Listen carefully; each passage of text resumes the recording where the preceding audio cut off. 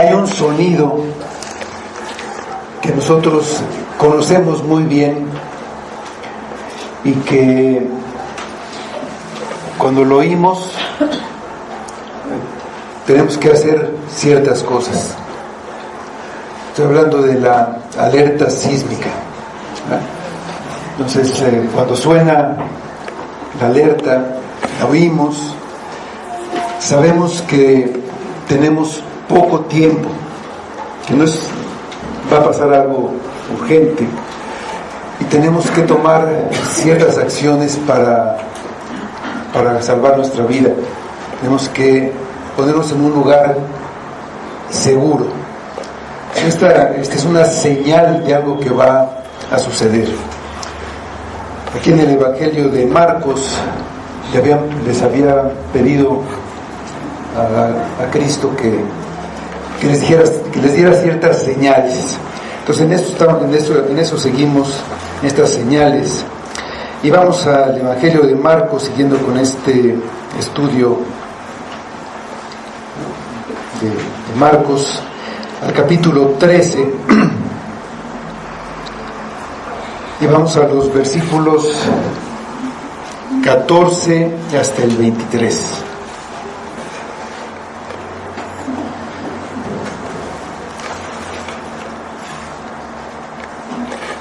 Pero cuando veáis la abominación desoladora de que habló el profeta Daniel, puesta donde no debe estar, el que lee entienda, entonces los que estén en Judea huyan a los montes, y el que esté en la azotea no descienda a la casa, ni entre para tomar algo de su casa, y el que esté en el campo no vuelva atrás a tomar su capa.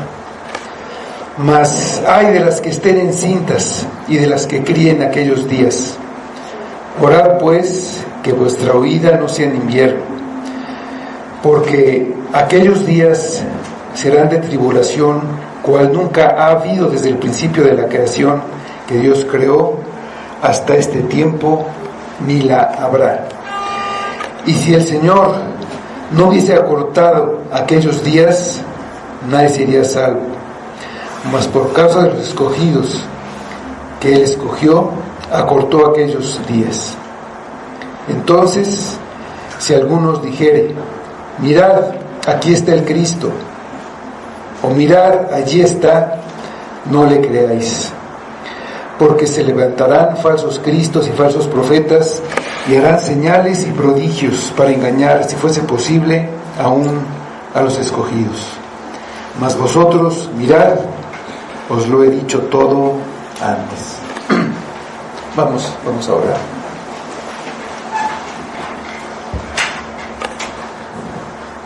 Señor, te damos gracias por esta palabra tuya que tenemos. Es una palabra que puede ser difícil de entender, y pedimos tu ayuda, pedimos que abras nuestros ojos, nuestro entendimiento, pero sobre todo nuestro corazón para recibir esta palabra. Pedimos de tu Espíritu también, que necesitamos para entender, pero también para que esta palabra nos lleve hacia ti, nos haga poner nuestros ojos no en este tiempo, no en las cosas que vemos, sino en la eternidad, y como Cristo nos ha dicho todo antes. Ayúdanos, Padre, obra en tu iglesia. Te pedimos por los que no están aquí con nosotros en este día, por los que están enfermos y por los que por alguna otra circunstancia no están aquí, para que también sean bendecidos y guardados en el Espíritu por tu palabra, y que tengan también el alimento que necesitan para enfrentar esta semana que empezamos, en este tiempo que estamos viviendo. Y pedimos que sea todo de acuerdo a tu voluntad y para tu gloria. Y pedimos en nombre de Cristo. Amén.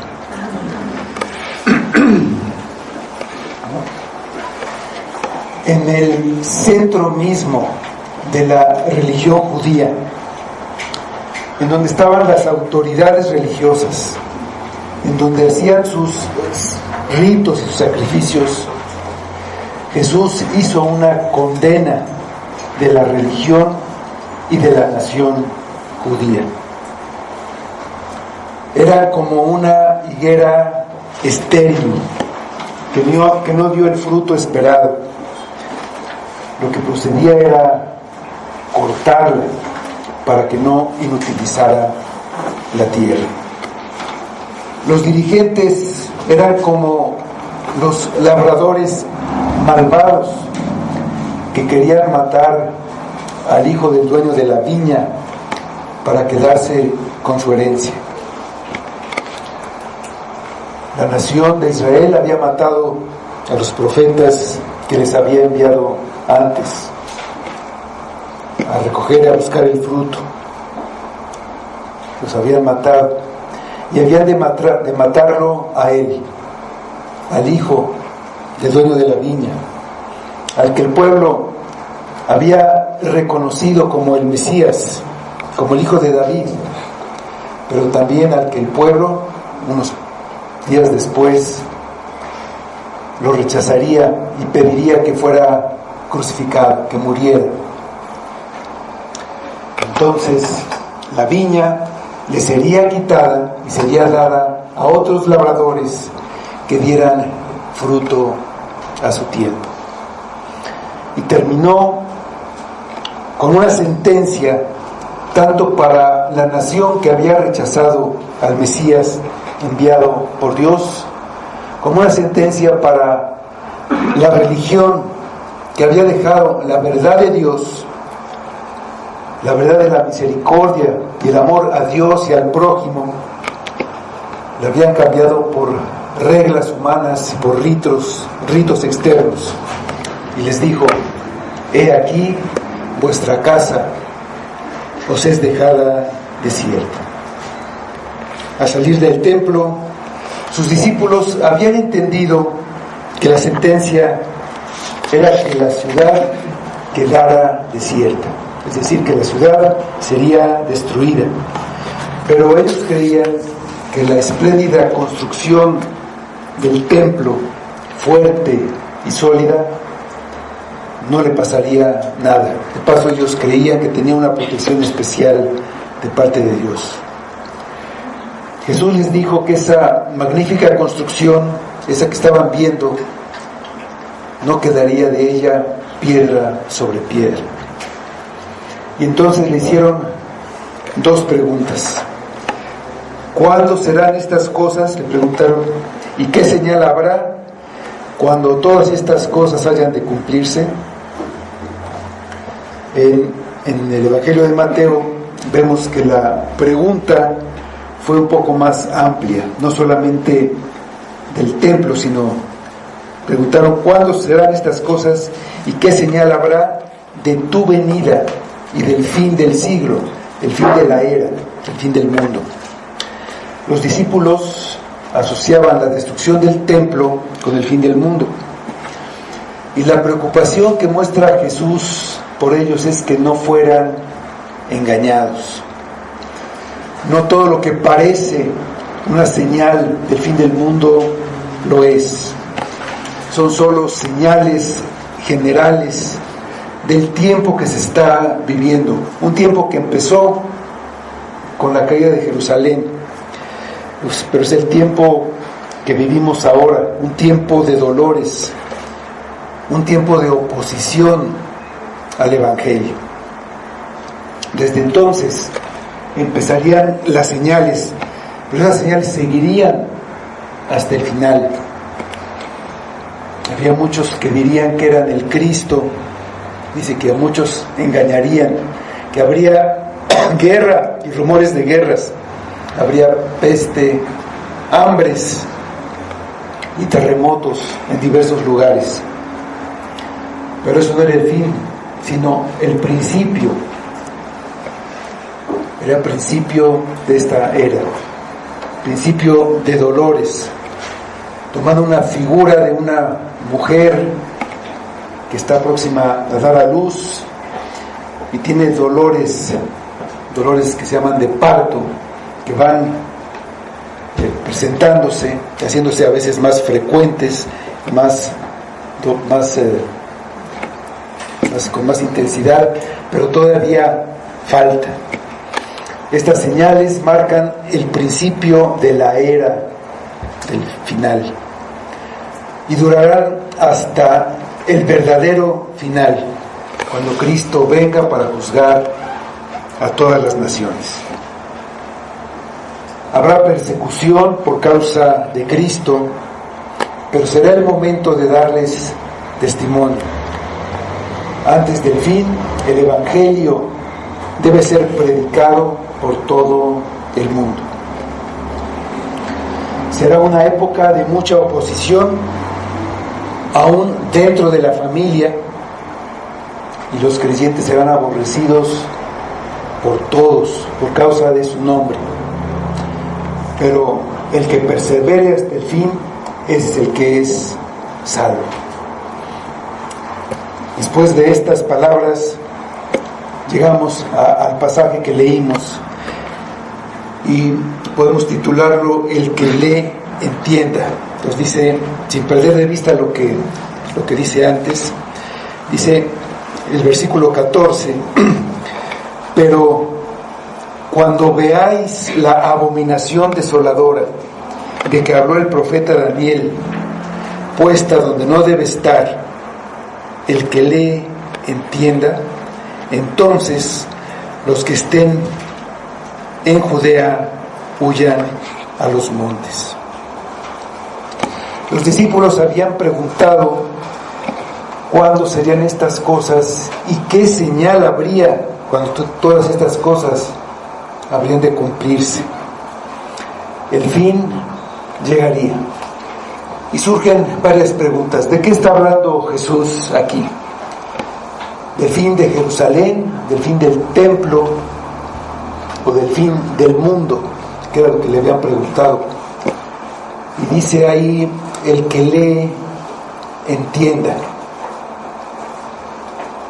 Tenemos que entender, estamos leyendo, o sea, Jesús nos dijo esta frase, el que le entiende, se lo escribió Marcos para sus lectores. También lo escribe Mateo. Que aquí hay que entender, bueno, dice, habla ahí de algo de Daniel. Entonces, no debemos perder de vista que este pasaje aquí en el Evangelio de Marcos es un pasaje profético, y en esos pasajes se puede referir a un suceso o a dos o a más de dos y tener un cumplimiento o más cumplimientos. Para entender cómo debemos ver este pasaje, vamos a ver un ejemplo de esto. Vamos a ver como ejemplo segunda de Samuel 7, de los versículos 12 a 16.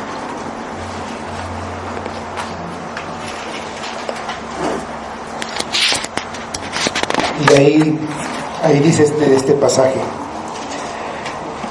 y cuando tus días sean cumplidos y duermas con tus padres, está hablando Natán a David, al rey David, y cuando tus días sean cumplidos y duermas con tus padres, yo levantaré después de ti a uno de tu linaje, el cual procederá de tus entrañas, y afirmaré su reino.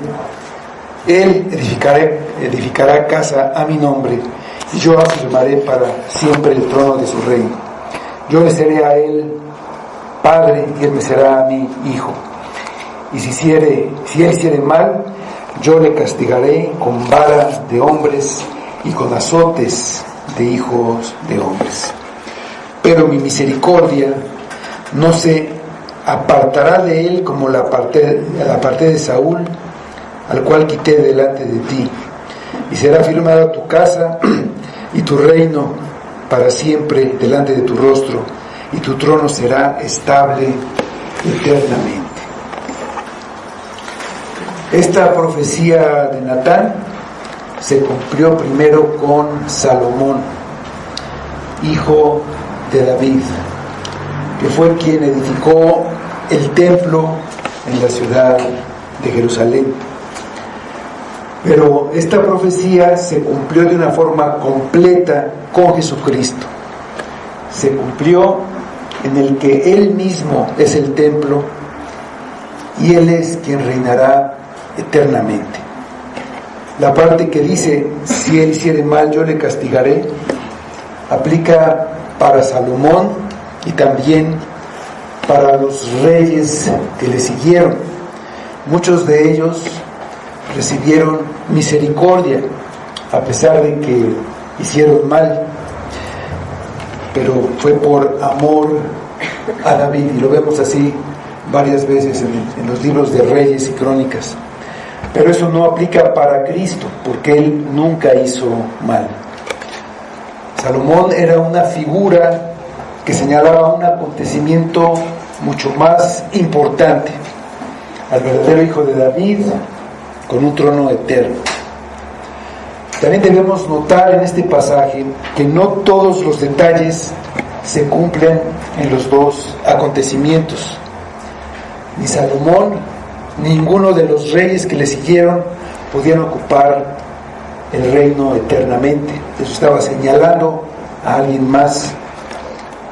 Cuando hicieron mal, sí fueron castigados, muchas veces por otras naciones, con vara de hombre o con azotes de hijos de hombres.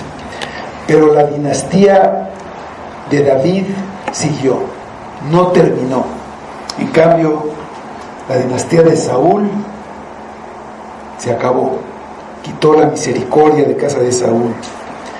Solo Cristo podía ocupar el reino eternamente.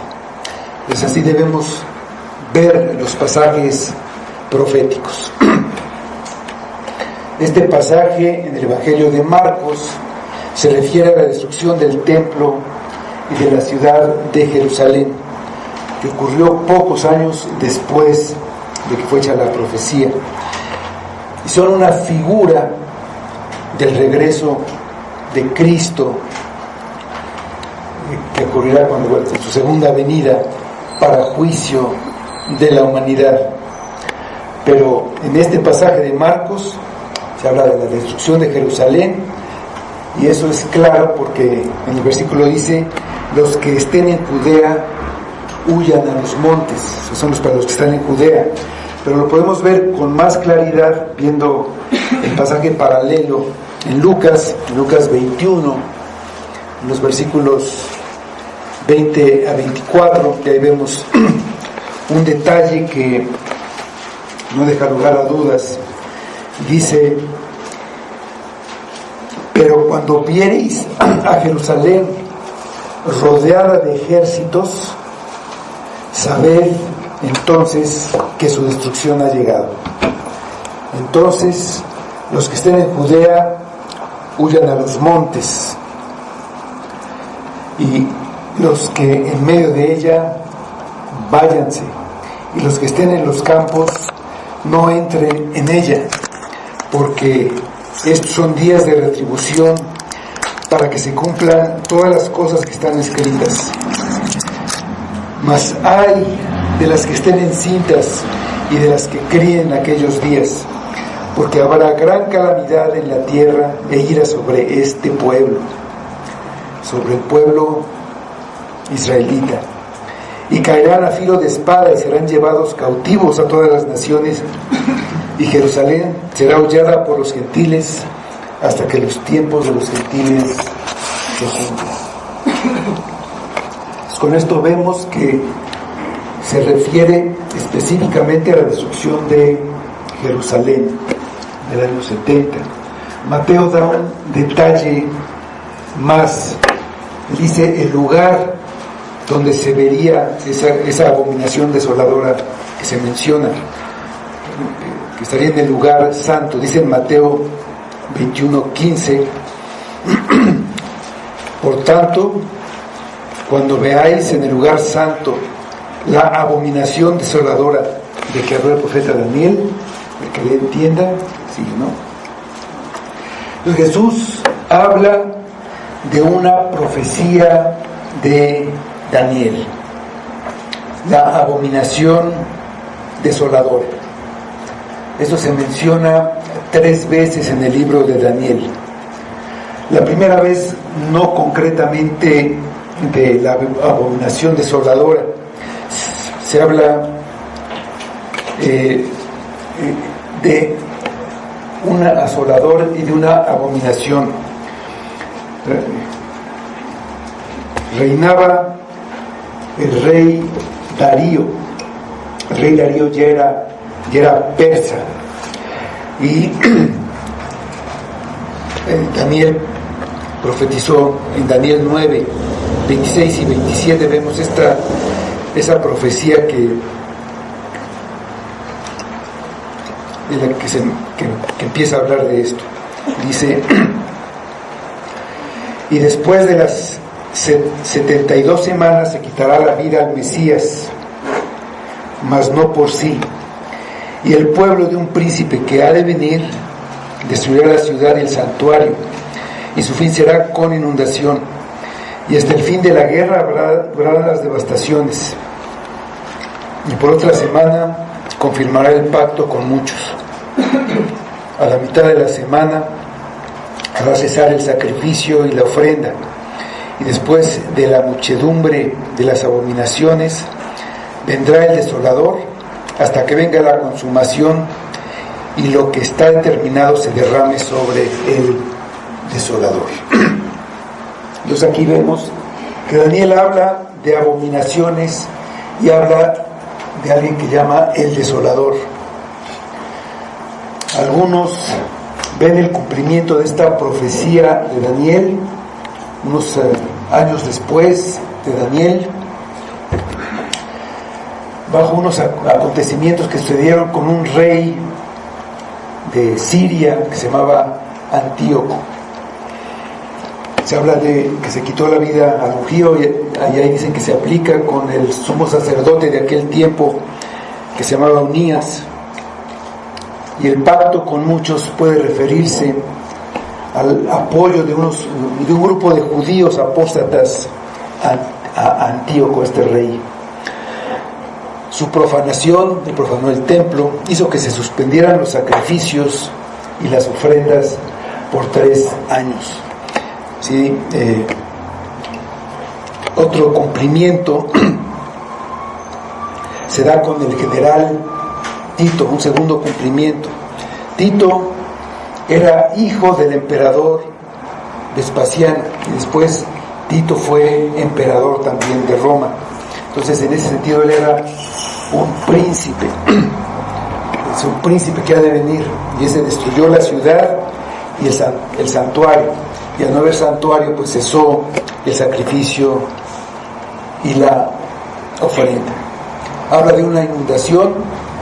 La inundación se refiere a la gran cantidad de tropas que tenía. Sí, es una figura que se usa proféticamente, que cuando habla de inundación es un ejército muy, muy numeroso.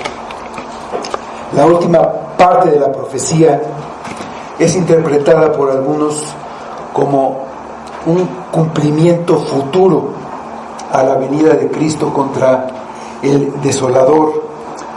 También se le llama en otros lugares el hombre de pecado. Después de esta profecía, bueno, en ese tiempo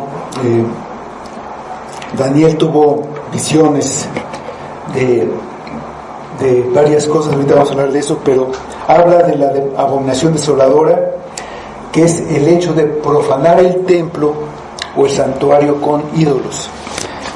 En Daniel 11:31 está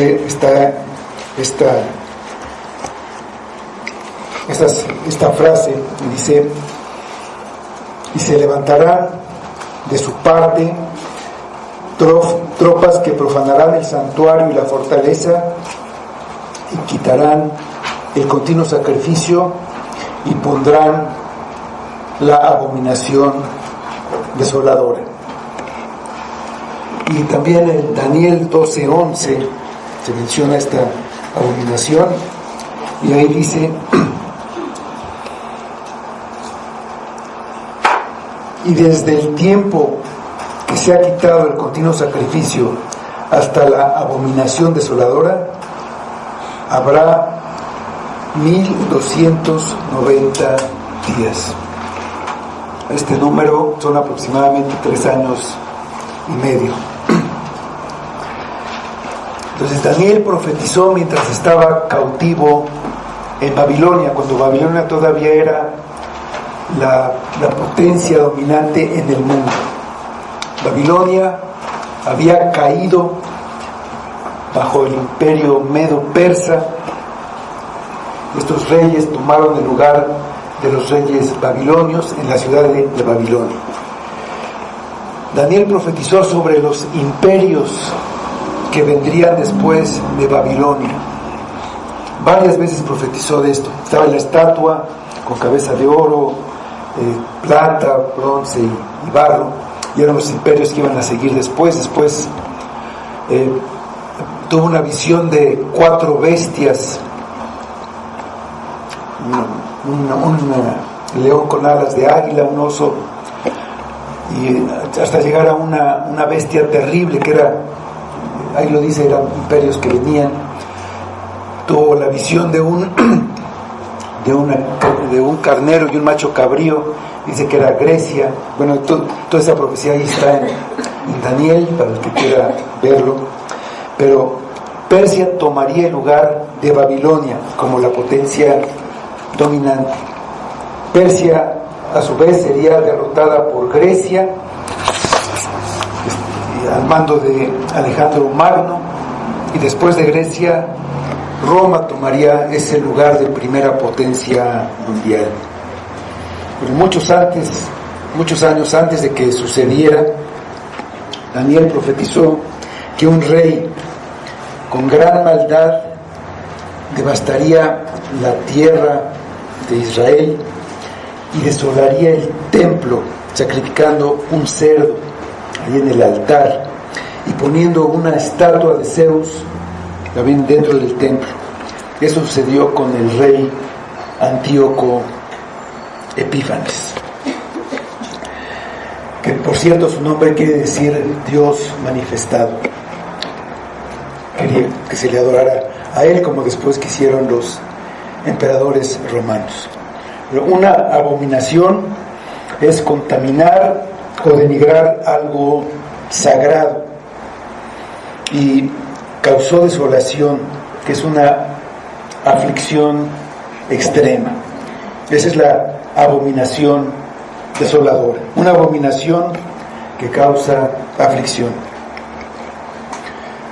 Antíoco Epífanes, sin pensar que cumplía la profecía de Daniel, contaminó la ciudad y el templo. Hizo cesar el sacrificio continuo hasta que los judíos lo derrocaron y purificaron el templo. Esto se detalla, para el que tenga curiosidad, en los libros de los Macabeos. No son libros divinamente inspirados, son libros históricos, no están en la Biblia, pero son históricos, se pueden consultar ahí. Esta abominación desoladora ocurrió del siglo II antes de Cristo y señalaba a las regiones de Roma, que venían con sus estandartes, con la figura, con la imagen de su emperador, al que en esa época se adoraba como a un dios. Esto, estas regiones romanas, ocurriría en el futuro del tiempo en que Cristo está haciendo esta profecía. Y todo esto, a su vez, prefigura la profanación de todo lo que es sagrado en el futuro de nosotros, inmediatamente antes del regreso de Cristo. Esto lo podemos ver según la profecía de los versículos 24 a 26 de este capítulo 13 de Marcos, que dice: pero en aquellos días, después de aquella tribulación, el sol se oscurecerá y la luna no dará su resplandor, y las estrellas caerán del cielo, y las potencias que están en los cielos serán conmovidas. Entonces verán al Hijo del Hombre que vendrá en las nubes con gran poder y gloria. Mateo dice que la venida de Cristo es inmediatamente después de la tribulación final. Vamos a verlo en Mateo 24, 29. Esto es lo que ya nos aclara totalmente el tiempo en que va a ocurrir esto. Inmediatamente, dice Mateo 24, 29. E inmediatamente después de la tribulación de aquellos días, el sol se oscurecerá y la luna no dará su resplandor, y las estrellas caerán del cielo, y las potencias de los cielos serán conmovidas. Y verán al Hijo del Hombre viniendo sobre las nubes del cielo con poder y gran gloria.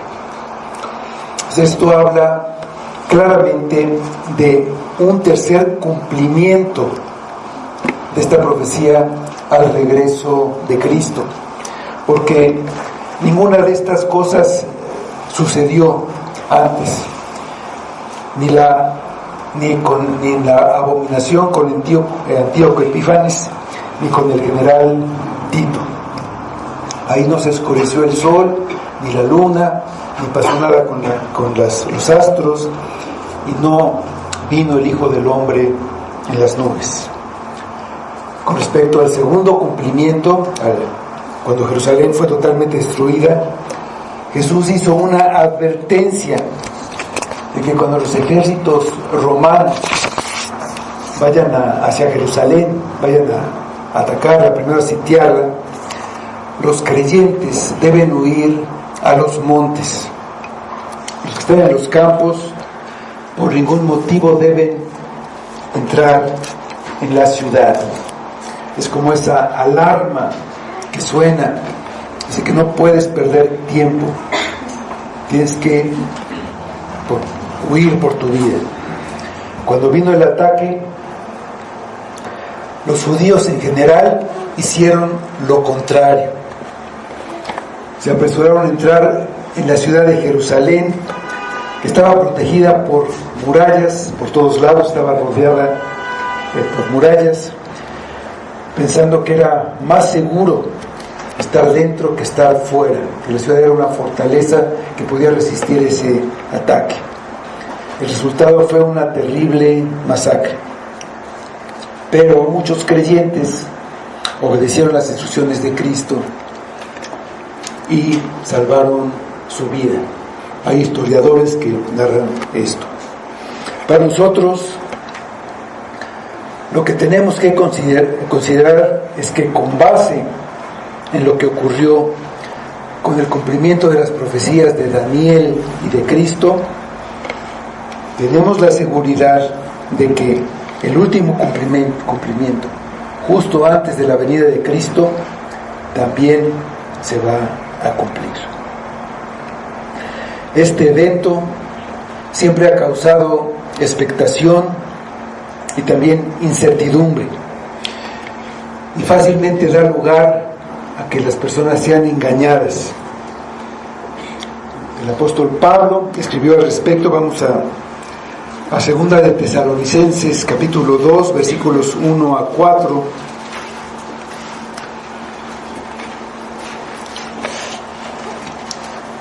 Y vamos ahí porque Cristo está hablando de estas señales que serán a su regreso, y Pablo escribe esto ahí en segunda de Tesalonicenses 2 del 1 al 4. Dice: pero con respecto a la venida de nuestro Señor Jesucristo y nuestra reunión con Él, os rogamos, hermanos, que no os dejéis mover fácilmente de vuestro modo de pensar, ni os conturbéis, ni por espíritu, ni por palabra, ni por carta como si fuera nuestra, en el sentido de que el día del Señor está cerca. Nadie os engañe en ninguna manera, porque no vendrá sin que antes venga la apostasía y se manifieste el hombre de pecado, el hijo de perdición, el cual se opone y se levanta contra todo lo que se llama Dios, no es objeto de culto, tanto que se siente en el templo de Dios como Dios, haciéndose pasar por Dios.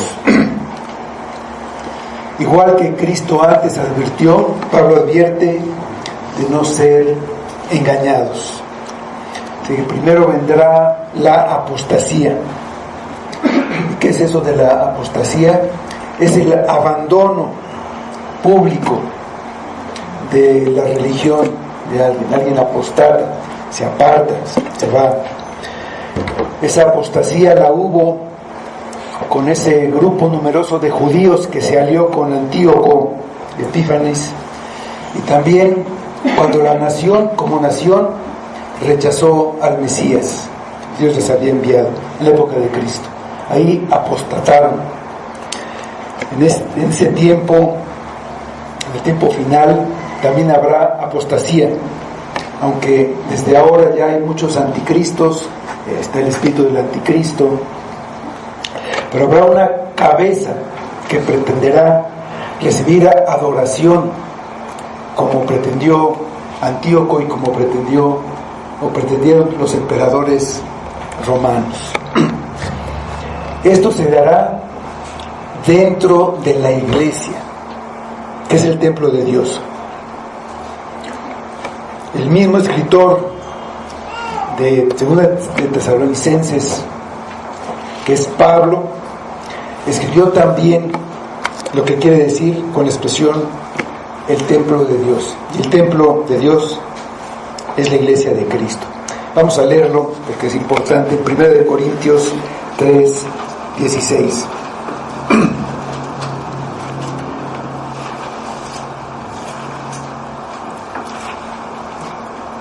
Está hablando Pablo a los creyentes, a la iglesia, y dice: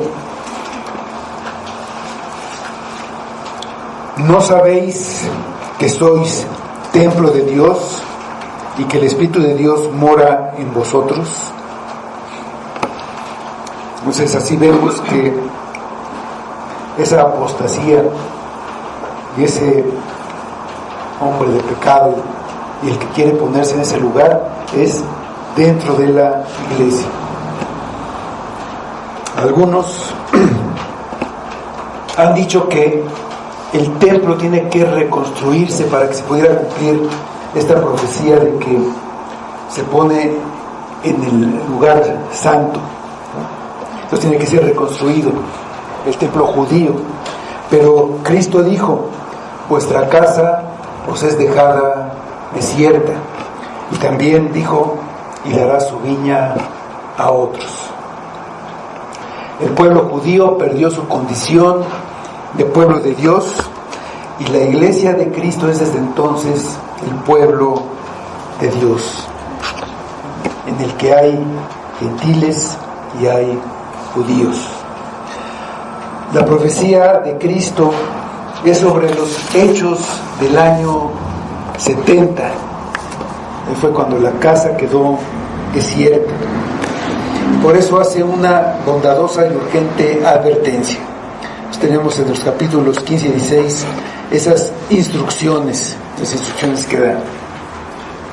Y dice: el que esté en la azotea no descienda a la casa, ni entre para tomar algo de su casa, y el que esté en el campo no vuelva atrás a tomar su capa. En esa época las casas eran de un piso, pero tenían una escalera por la parte de afuera, no por dentro de la casa, sino por afuera, para subir a la azotea.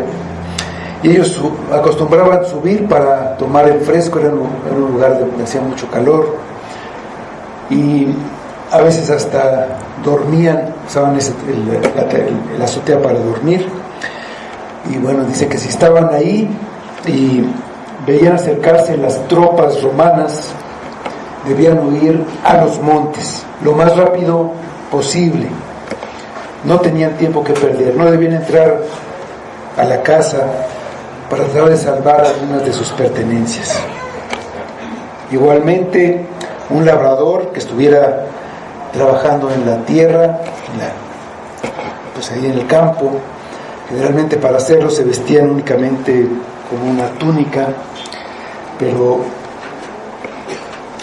no debían regresar a su casa por la capa.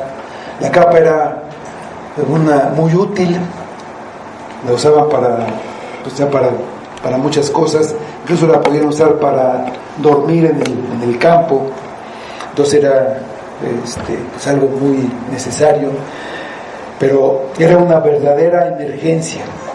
Tardarse unos minutos podía hacer la diferencia entre ser capturado o morir o escapar. Siempre debemos atender primero lo que es importante, sobre todo cuando lo importante se vuelve urgente. Entonces, pero si hay algo importante que debemos tratar de conservar, es la vida. Si se ve amenazada, si oímos ese sonido de la alarma, pues lo que tenemos que hacer es huir, es lo mejor. Pero la mayor urgencia que tenemos es no perder nuestra vida eterna a cambio de cosas que pueden parecer valiosas, pero al lado de la vida eterna no son nada. Jesús dijo: el que quiera salvar su vida la perderá, y todo el que pierda su vida por causa de mí y del Evangelio la salvará. En el mundo hay apostasía. Hay mucha gente que deja a Dios por la abominación de todo tipo de ídolos. ¿No es urgente dejar todo para salvar la vida eterna? ¿No es preferible dejar todo para ganar a Cristo? Dice Lucas 14:33: así pues, cualquiera de vosotros que no renuncia a todo lo que posee, no puede ser mi discípulo. Siguiendo con las instrucciones en los versículos 17 y 18, dice Jesús: mas hay de las que estén encintas y de las que críen en aquellos días. Orad pues que vuestra huida no sea en invierno. Jesús muestra una vez más su corazón bondadoso y su preocupación por los más débiles y por los que están en una situación vulnerable. En ese tiempo la mujer era tenida en menos y hasta era despreciada por algunos. Y fue Jesús quien mostró una bondad especial pues con las viudas, como hemos visto, y aquí una compasión por aquellas que tenían una dificultad adicional. El invierno es una estación de mal clima, pues sobre todo en Israel. Ahí esta estación es la época de lluvias y se originan lodazales que van a impedir que las personas puedan escapar, va a ser más difícil. También por la estación en Israel, aunque hace mucho calor, hay la posibilidad de nieve en el invierno, por lo que los discípulos Jesús les advierte que oren para que su ida no sea en esa época del año. Nosotros podemos pensar que la fecha de este ataque estaba decretado y que no podía cambiar, pero en esto que dice Jesús vemos aplicadas sus enseñanzas sobre la oración.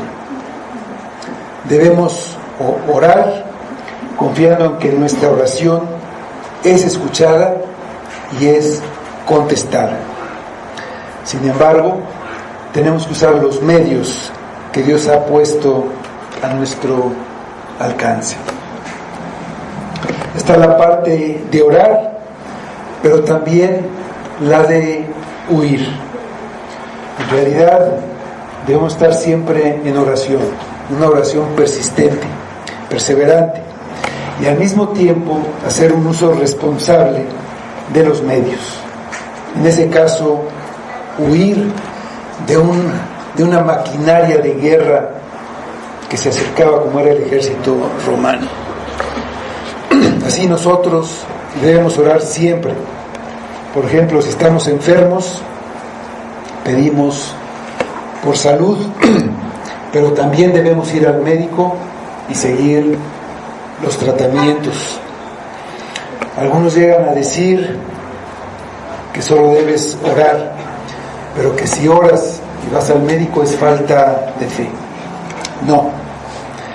Siempre tenemos una responsabilidad y debemos usar los medios que tenemos, confiando en Dios, no en los médicos o en las medicinas, pero sabiendo que son el medio que Dios puede usar para sanarnos.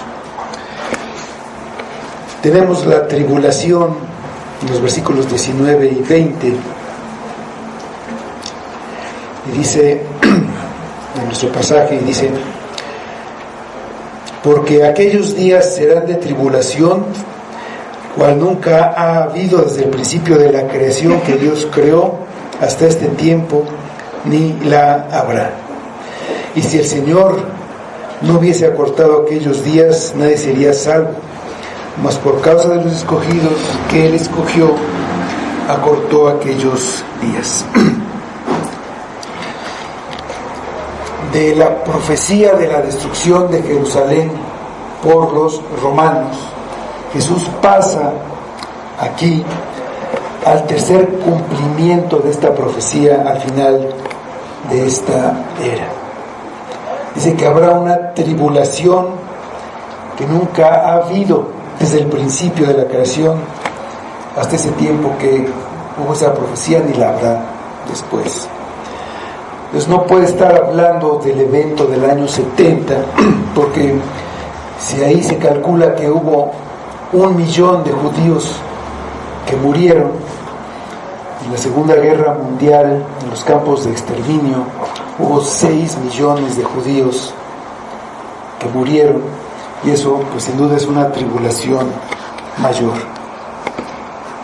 En los días finales habrá una tribulación que no se ha visto ni aún en las más terribles guerras, una tribulación como no ha habido. Es un periodo concreto de angustia, de breve duración, y que ocurrirá inmediatamente antes del regreso de Cristo. La destrucción de Jerusalén y la tribulación que hubo entonces son una figura de lo que ocurrirá en el último tiempo. Es un tiempo breve. ¿Por qué? Porque es acortado por causa de los escogidos. Entonces por eso esa tribulación va a terminar pronto. Dicen los versículos 21 y 22: entonces, si algunos dijere: mirad, aquí está el Cristo, o mirad, allí está, no le creáis, porque se levantarán falsos cristos y falsos profetas, y harán señales y prodigios para engañar, si fuese posible, aún a los escogidos.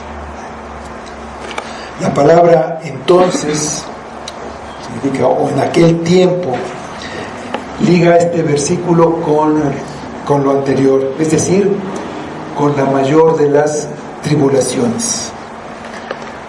Ahí durante el ataque a Jerusalén hubo falsos profetas que dieron el consejo de que entraran a la ciudad, que Jerusalén no sería tomada, que era seguro refugiarse ahí.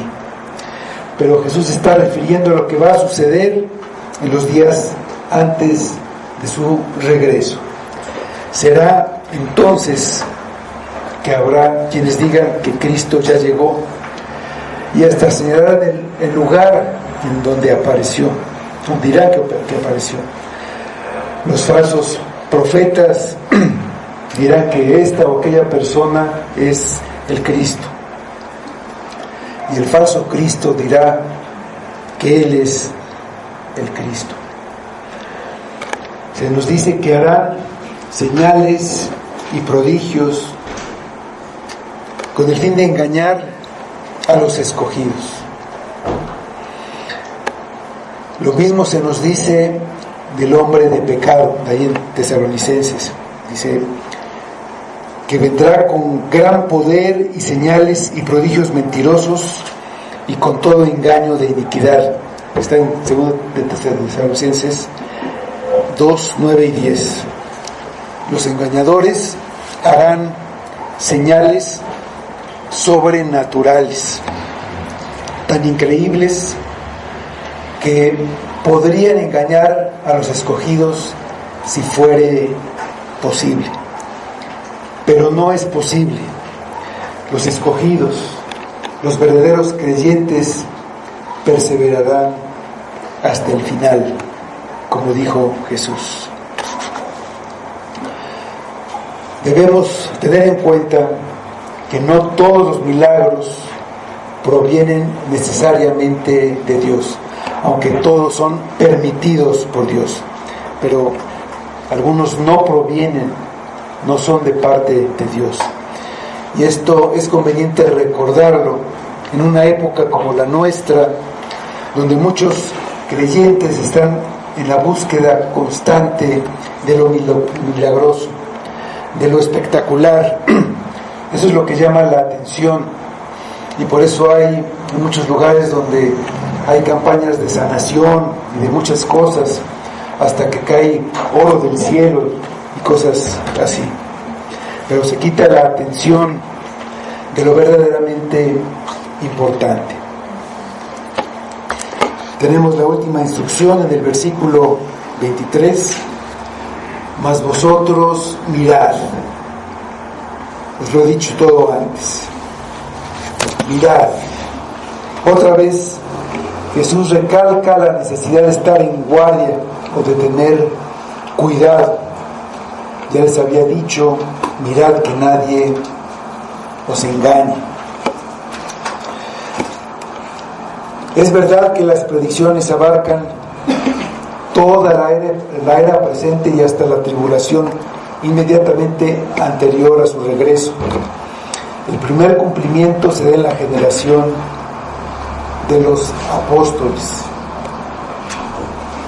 Sin embargo, no podemos limitar la respuesta de Jesús a Pedro, a Juan, a Andrés y a Jacobo, que fueron los que preguntaron las señales que habría.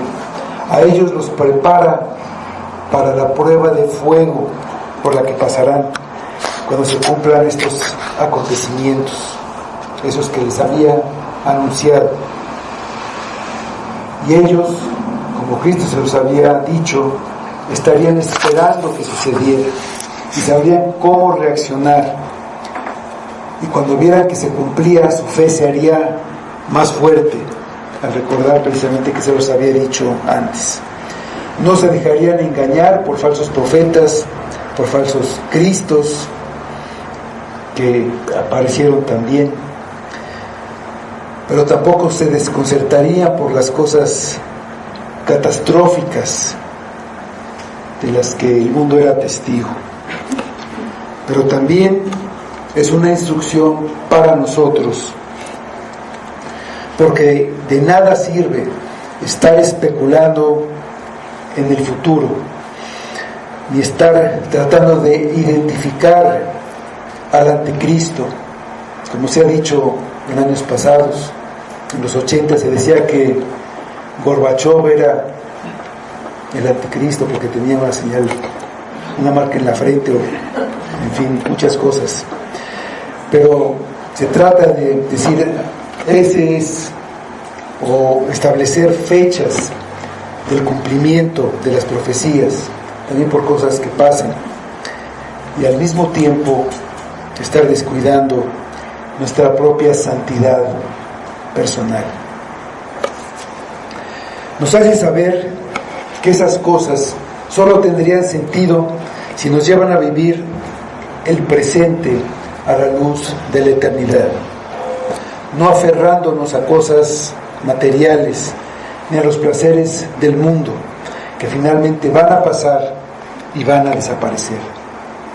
Terminarán consumidas y sin ningún valor, así como el templo en ruinas, nada, reducido a la nada, plano. Solo viviendo para Cristo podemos no ser engañados.